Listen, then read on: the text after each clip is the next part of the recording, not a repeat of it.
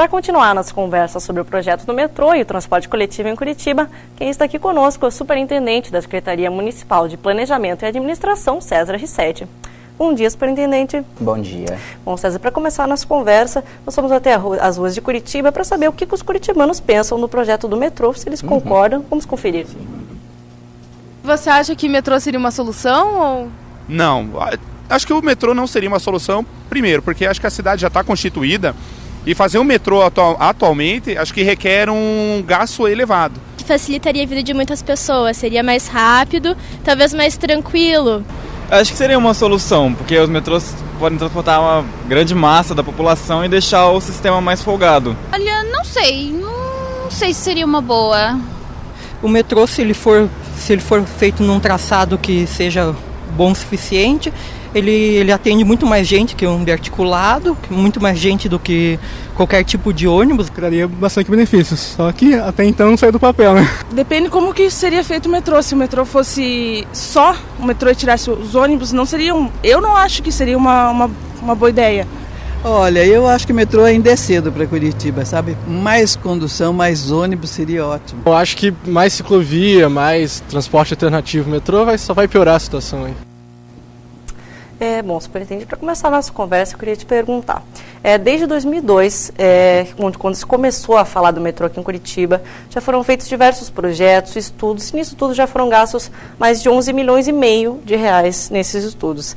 E agora, no dia 7 de maio, a Prefeitura anunciou que vai dar mais 90 dias para as empresas privadas que tiverem interesse em concluir essa obra, fazerem novos estudos. Logicamente que isso não terá um custo municipal, mas, de qualquer forma, é mais um prazo, mais uma demora para que sejam feitos novos estudos. Já não foi gasto muito dinheiro em estudos? Por que são necessários mais tempo, mais demora para que esse projeto seja de fato aprovado? É uma das questões quando se envolve obras vultosas, como é a do metrô ou outras, é a definição correta dos métodos de construção e do que você vai encontrar ao longo da obra. Os estudos que antecedem qualquer obra, projetos básicos, executivos, eles são formas que se encontram para você minimizar qualquer deficiência que se tenha no momento que se inicia a obra. Então, 11 milhões, como foi o valor até o momento investido, é um valor que, pelo projeto que se tem a 2,3 bilhões de reais, não é um valor tão elevado e dá segurança para que a Prefeitura consiga, se viável, o projeto do metrô, a gente ter segurança no momento em que a gente inicia as obras aí a partir do ano que vem. Desde a gestão até a gestão do ex-prefeito Luciano Dutti, um projeto que nós tínhamos, ele usava duas tecnologias para construir esse metrô, que seria o NATM e o Cut and Cover, e agora a gestão do prefeito Gustavo Frutti sugere um terceiro método de construção, que seria o Shield, que seria uma solução que, apesar de ter algumas vantagens, seria 30% mais caro. Então, eu queria saber de você se essas vantagens, como que essas vantagens seriam para que essa terceira solução de fato vale a pena? Na verdade, o procedimento que a gente lançou e que tem 90 dias para entregar até 12 de agosto, deixa aberta o método de construção, né? Um dos grandes problemas que a gente enfrentou ao pegar o projeto anterior é que foi restrita os métodos de construção a duas tecnologias, como foi citado, o Cut and Cover e o NATM. No mundo inteiro se utiliza simultaneamente mais de um método, dependendo das condições que se encontram e do traçado que vai se propor. Então, o que nós estamos lançando para o mercado é a possibilidade de estar utilizando essa terceira tecnologia, né? Não que seja só ela que vai ser utilizada ao longo de todo o traçado.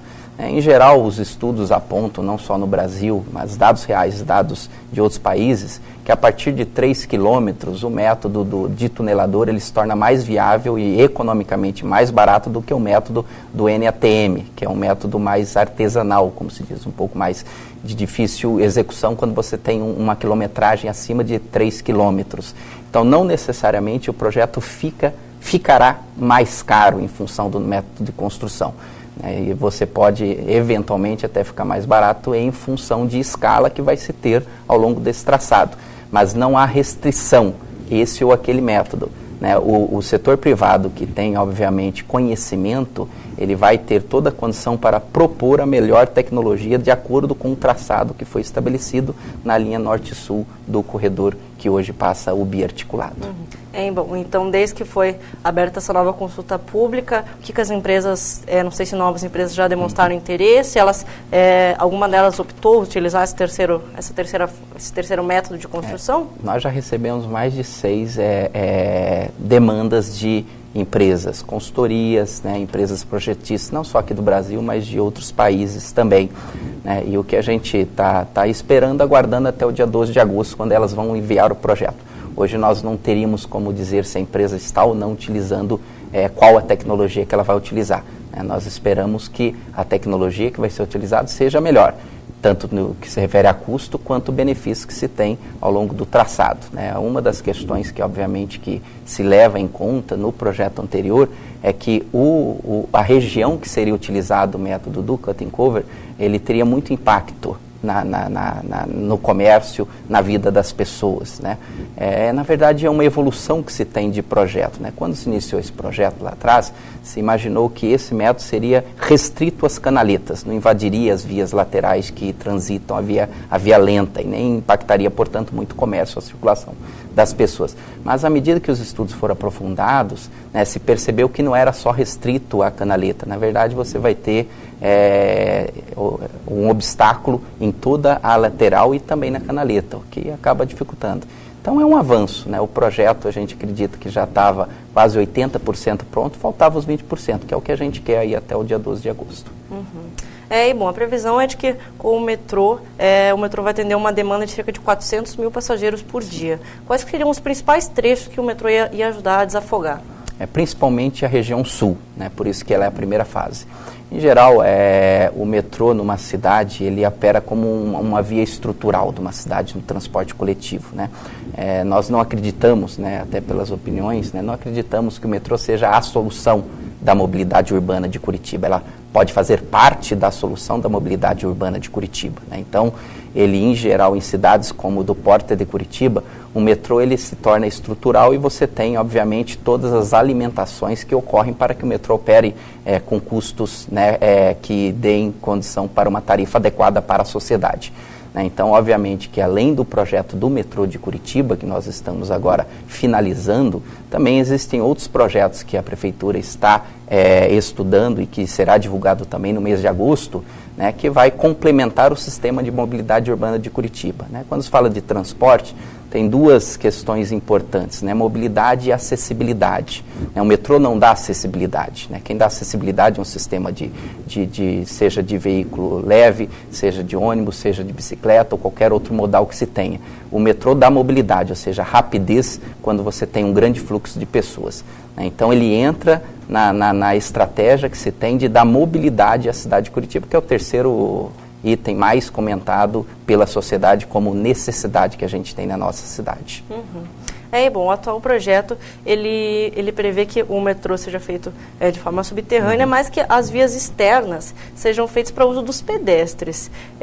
Como que vê essa situação de você desafogar, deixar de usar para uma possível circulação dos próprios, não sei, manter as canaletas, para colocar pedestres nesse lugar, ao invés de utilizar, não sei, para a circulação dos próprios carros? Sim, antes o projeto ele previa bulevares, né? O projeto exatamente seria pedestre, movimento. Hoje a gente não está trabalhando mais com isso. Né? Não é uma obrigatoriedade quando nós lançamos o procedimento de manifestação de interesse. Nós acreditamos que as canaletas têm a sua utilidade, seja para transporte de veículos de segurança, de ambulâncias que a gente tem nos Estados Unidos, serviços públicos, seja até para transporte de passageiro com ônibus em cima. Não biarticulado, né, que seria uma modalidade concorrente com o metrô, mas ônibus que alimentem o próprio metrô e que sirva para que a sociedade acesse o metrô. Né? Então não está mais trabalhando com esta opção. Né? Estamos trabalhando com a utilização das canaletas, ciclovias que se tem ao longo do traçado, que eventualmente este projeto que a gente vai receber pode contemplar, e obviamente transporte que você tem de serviços públicos. Né? A gente acredita que não é um bulevar que vai resolver o problema de mobilidade urbana de Curitiba. Isso está descartado. E aí, César, isso que eu queria perguntar para você. Você comentou justamente que o metrô não é uma solução, ele faz parte dessa solução, né? Ele é apenas uma parte. O que nós já temos de concreto de projeto no sentido de integração com o metrô, no sentido de transportes alternativos, ou até mesmo como que esse metrô vai ser integrado com ônibus, bicicletas, ou até mesmo com os automóveis? Como que isso vai funcionar? Estamos aguardando os projetos, mas a gente percebe, né, e a gente está trabalhando, pensando também nessas opções. Você percebe que grande parte dos sistemas de metrô no Brasil e em outros países, né, a instalação de bicicletários, a instalação de estacionamentos para que a pessoa se desloque até as pontas dos terminais do metrô e não entrem na cidade com o carro, mas utilizem o metrô, né, ônibus, né, estação integrada de metrô e ônibus, para que o ônibus ele dê condição para que a pessoa que desça do metrô ele consiga acessar o ônibus rapidamente e se deslocar. Então, estamos trabalhando com outros modais integrados ao sistema de metrô. Agora, os projetos a gente vai aguardar até dia 12 de agosto. E também existe toda uma questão que o metrô traz para a sociedade, né, que é você, de fato, fazer um planejamento em cima também de pesquisa de origem e destino. Né? Também nós estamos neste mês agora, nesse segundo semestre, né, a partir do segundo semestre, fazendo a pesquisa de origem e destino, que também fará parte das ações que nós temos para a mobilidade, tanto da cidade de Curitiba, quanto também perceber essa demanda que tem da região metropolitana. Hoje, em torno de 2,2 milhões de passageiros transportados no sistema integrado de transporte de Curitiba. Então, a gente percebe que é esse grande fluxo de pessoas que, obviamente, acaba carregando o sistema de transporte. E além das pessoas que utilizam o sistema de transporte, temos que pensar quantas pessoas deixam de utilizar o sistema de transporte, pelo sistema de transporte não está dando segurança, não está dando mobilidade para as pessoas, conforto para a pessoa, acessibilidade e mobilidade para as pessoas. Ou seja, a nossa grande questão é como a gente faz com que a sociedade deixe em casa o seu veículo e passe a utilizar o transporte coletivo da cidade. O metrô é um dos elementos nessa equação, mas não é o único elemento que está se trabalhando nesta equação. E aí, bom, César, agora falando em Copa do Mundo. Ano que vem nós temos a Copa aqui, serão só 4 jogos aqui, mas de qualquer forma é um grande número de turistas que vai vir aqui para Curitiba, né? Curitiba já vem sendo conhecida como uma cidade-sede, então isso logicamente que aumenta a movimentação de estrangeiros aqui. Como que é essa questão? A FIFA exige uma certa estrutura de transporte por parte da cidade? Como que isso vem sendo discutido? Existe a chamada matriz de responsabilidades, né? Então, todas as 12 sedes da Copa do Mundo, elas assinaram uma matriz de responsabilidades, em que você tem obras de acessibilidade para as pessoas, obras de comércio para as pessoas, né, para dar condição de comércio, para hospedagem, enfim, um conjunto de ações. E também na mobilidade existem projetos que estão sendo executados para que as pessoas que cheguem a Curitiba e saem de Curitiba, elas tenham mais capacidade. Então, isso está sendo feito corredores de transporte, né, seja São José dos Pinhais para cá, isso está em construção, né, vai ser entregue aí até o início do ano que vem, até abril do ano que vem, né, as previsões para se entregue, e também mudanças no entorno do estádio, né, e na conexão do estádio com os hotéis. Então, existem projetos aí em cima, obviamente, de transporte sob rodas, sob pneus, né, então, no caso de ônibus, corredores de transporte para facilitar a mobilidade das pessoas no período da Copa do Mundo. A gente espera que venha muita gente, e que bom que venha muita gente para a cidade de Curitiba. Então, quer dizer que até a Copa do Mundo a gente pode garantir que vai oferecer um transporte público de qualidade para os turistas? Já vamos melhorar o transporte público para os turistas e para os moradores da cidade. A grande questão que se fala da Copa do Mundo é o que a gente vai deixar para a cidade depois disso, né? Porque os investimentos não são poucos, não são pequenos, né? Agora, o que fica para a cidade depois da Copa do Mundo? Então, as obras que nós estamos executando são obras que não servem apenas para o período da Copa, mas que fique para a sociedade após a Copa, seja de acessibilidade, de outros investimentos que a Prefeitura está executando neste exato momento. Certo, César, muito obrigada pela sua participação. A gente vai continuar acompanhando aí as negociações. E o Tela 1 Entrevistas fica por aqui. Se você quiser saber mais informações sobre o projeto do metrô, entre no site www.curitiba.pr.gov.br/metrô. Até lá!